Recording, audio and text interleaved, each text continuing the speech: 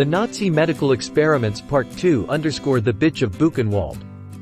The Bitch of Buchenwald tells the story of Ilse Koch, one of the Nazis' most heinous villains.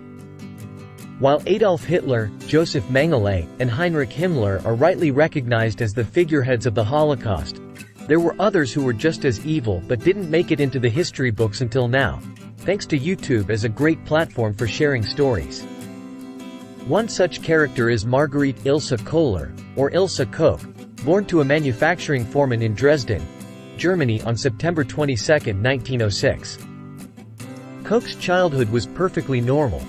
She was described favorably by her teachers as courteous and cheerful, and at the age of 15 she enrolled in accounting school, one of the few available options for women at the time.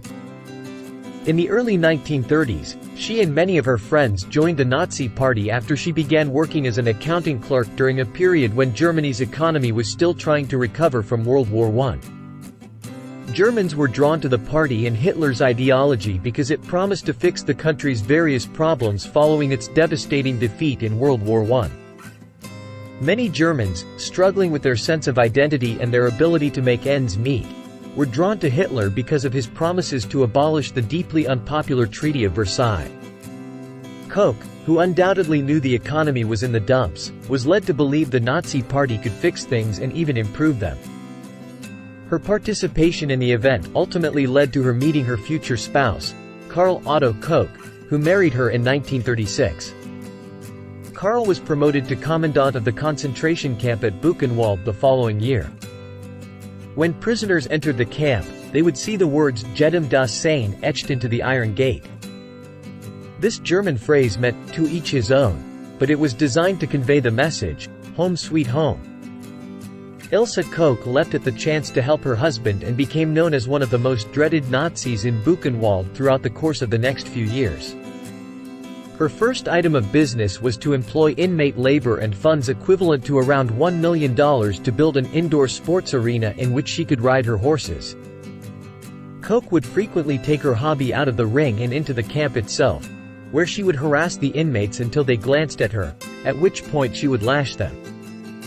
Witnesses at her war crimes trial said she appeared especially pleased whenever an inmate was sent to the gas chamber. Ilse Koch was known for her extreme sadism and cruelty towards the male prisoners and may have engaged in bestial, sexual behavior.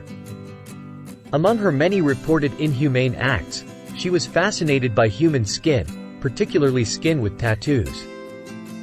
She was accused of selecting inmates with interesting tattoos, having them murdered, and then using their skin to make various items, including lampshades.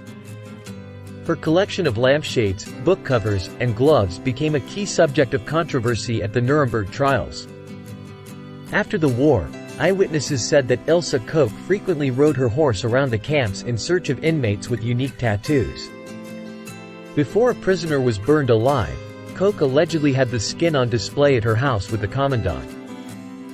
These items were later found when the camp was freed and were used as evidence in her prosecution. The public's infatuation with Koch as a result of these charges made her become a household figure and the most prominent icon of Nazi brutality.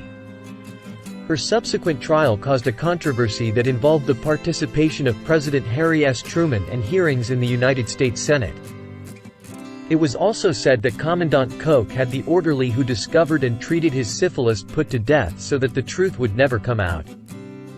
Meanwhile, it was common knowledge that the commandant's wife, Frau Koch, had several lovers at Buchenwald. Commandant Koch was executed a week before Buchenwald was freed. Frau Koch was exonerated mostly owing to a lack of evidence.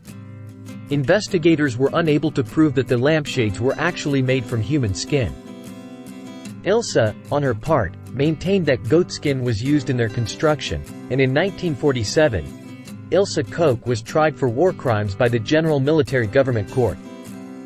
She surprised everyone on the witness stand by revealing that she was 8 months pregnant, but was nevertheless found guilty of violating the laws and customs of war, and given a life sentence for participating in a criminal plan for aiding, abetting, and participating in the murders at Buchenwald.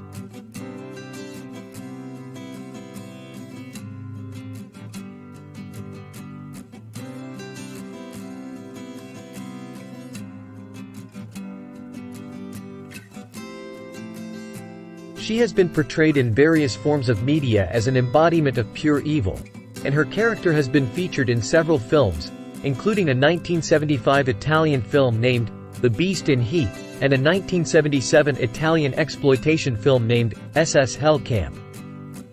At the Buchenwald concentration camp today, which has been transformed into a memorial and museum, Ilse Koch is remembered for her cruelties and horrific acts. The memory of her actions serves as a stark reminder of the depths to which humanity can sink when driven by hate and power. Historians now use her as an example to study the psychology of Nazi criminals and the dynamics of power within the concentration camp system. As one of the most notorious members of the Third Reich, she committed suicide by hanging herself in her cell on September 1, 1967.